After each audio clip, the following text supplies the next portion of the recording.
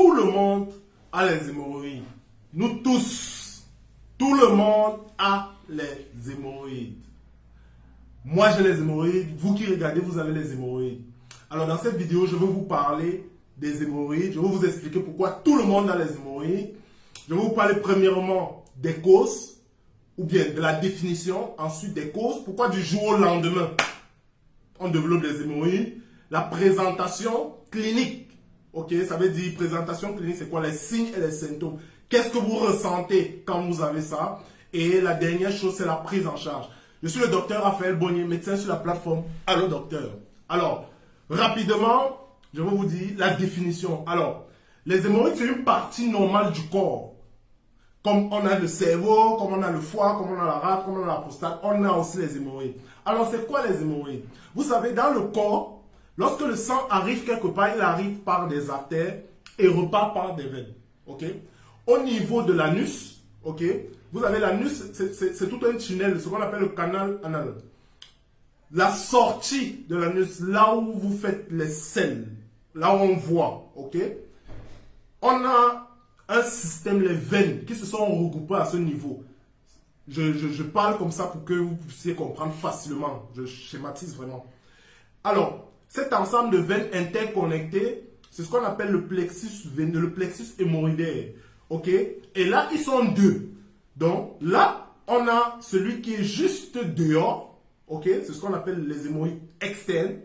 Et à l'intérieur, il y a aussi un système veineux qui s'est regroupé en groupe là, qu'on appelle les hémorroïdes internes. Ok? Donc, les hémorroïdes, c'est un système veineux qui ramène le sang qui est venu nourrir cette partie anale là. Tout simplement. C'est ça les hémorroïdes. C'est pour ça qu'il dit tout le monde a les hémorroïdes.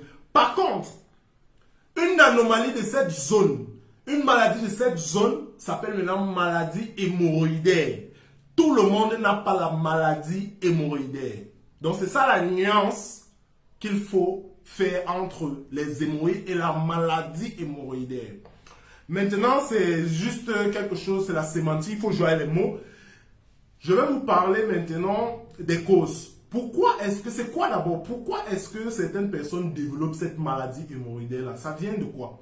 Alors, il faut comprendre que ces veines qui sont regroupées entre elles, elles ne sont pas, ce ne sont pas des veines normales. Ok? En fait, les veines normales ont certaines valves qui permettent de taper le sang comme ça pour que le sang puisse remonter. Parce que vous savez, le sang n'a pas une bonne pression quand il arrive dans les veines. Donc, il faut donner un peu de force. Or, ces veines-là n'ont pas ces valvules qui donnent un peu de force pour que le sang recule. Ça veut dire que le sang qui arrive dans ces zones n'a pas beaucoup de force pour repartir. Donc, stagne naturellement d'abord. Ça veut dire qu'il n'y a pas assez de sang. Donc, on parle même souvent de lac veineux parce qu'il y a toujours du sang accumulé là-bas qui a du mal à repartir. Maintenant, ce sang qui a du mal à remonter, lorsque vous convenez avec moi que lorsque la pression, si déjà il n'y a pas une force pour faire remonter quelque chose, s'il y a encore une autre pression qui vient s'ajouter dessus, tout simplement et fatalement, le sang va s'accumuler. Et ce sang qui s'accumule, c'est ce qu'on appelle la maladie hémorroïdaire. C'est ce que tout le monde, n'est-ce pas, appelle les hémorroïdes. C'est un problème de pression, c'est un problème de force. Quand vous avez compris ça, vous avez compris ce que c'est que la maladie hémorroïdaire. Alors, il y a donc les facteurs de risque qui prédisposent à augmenter cette pression-là. Le premier, la grossesse, tout simplement. La présence de l'enfant, la grossesse, tout simplement. Et au troisième trimestre de la grossesse, c'est un peu plus fréquent. Ok? Quand la masse de l'enfant, quand le poids de l'enfant est vraiment important. La deuxième chose, c'est les maladies de la prostate. Ok? Lorsque vous avez les maladies de la prostate, généralement, ça bouche les voies des urines. Donc, pour pisser, vous forcez. Vous forcez. Cette force-là, c'est une pression qui ralentit le retour du sang dans les organes. Donc, ça donne les hémorroïdes. Lorsque vous ne mangez, lorsque vous n'avez pas un bon transit intestinal, ça veut dire quoi? Le transit, c'est quoi? C'est le trajet que l'aliment mais quand vous mangez jusqu'à l'excrétion, donc ça passe par l'œsophage, l'estomac, l'intestin grêle, le gros intestin et puis l'anus. Donc quand vous avez ça, quand vous êtes constipé, les aliments ont du mal à descendre. Et les aliments qui ont du mal à descendre dans le rectum et dans l'anus augmentent naturellement la pression et ça permet au sang de stagner. Et quand le sang stagne dans les veines, il y a une œdème, il y a tout un autre mécanisme qui se place là-bas. Ça donne des douleurs, ça donne des gonflements, ça peut même saigner. Ok? Donc voilà les causes des hémorroïdes, les facteurs de risque. Maintenant, on va parler de la présentation. Lorsque vous avez la maladie hémorroïdaire, ça se présente comment? Si vous avez compris le mécanisme, vous allez comprendre tous les signes. Donc si vous avez compris déjà comment on fait pour atteindre au stade de maladie hémorroïdaire, vous allez comprendre tous les signes. Donc je vous ai dit, il y a deux plexus. Ok? Vous pouvez avoir une maladie hémorroïdaire externe, c'est visible directement. Vous pouvez avoir une maladie hémorroïdaire interne, qui est plus difficilement visible. Ok? Et là, on peut la voir facilement quand cette maladie hémorroïdaire interne sort, ce qu'on appelle prolapsus hémorroïdaire ou procidence hémorroïdaire. Donc, la présentation clinique, c'est quoi? C'est qu'il y aura une tuméfaction, on peut avoir un gonflement, et le gonflement peut rester à l'intérieur, si c'est ce système veineux interne qui est concerné. Et là, lorsqu'on fait le toucher, on peut le ressentir. Mais il peut aussi sortir, ce qu'on appelle une procidence. Ok? Donc, il y a le gonflement. Quand il est externe, c'est facile. Vraiment, quand il est externe, on voit facilement. Le deuxième symptôme, c'est le saignement. Comme c'est les veines, c'est le lac veineux. Et le lac veineux, le sang ne retourne plus. Ok? Donc, avec ce jeu de pression-là, la veine peut se blesser et voilà, vous saignez. Vous saignez, vous saignez. Surtout quand les selles passent. Quand les selles passent, ça met une pression sur ces veines-là. Étant donné qu'il y a des mécanismes très compliqués à l'intérieur, l'inflammation et tout, je ne vais pas entrer dans les détails. Vous pouvez léser une veine et puis le sang coule. Je tiens à dire que tous les mécanismes que j'ai expliqués, j'ai simplifié pour que vous compreniez bien. Parce qu'il y a beaucoup d'autres choses qui se passent. Ok? Donc, il y a le saignement. L'intérêt de cette présentation, c'est ce saignement. Pourquoi je dis ça?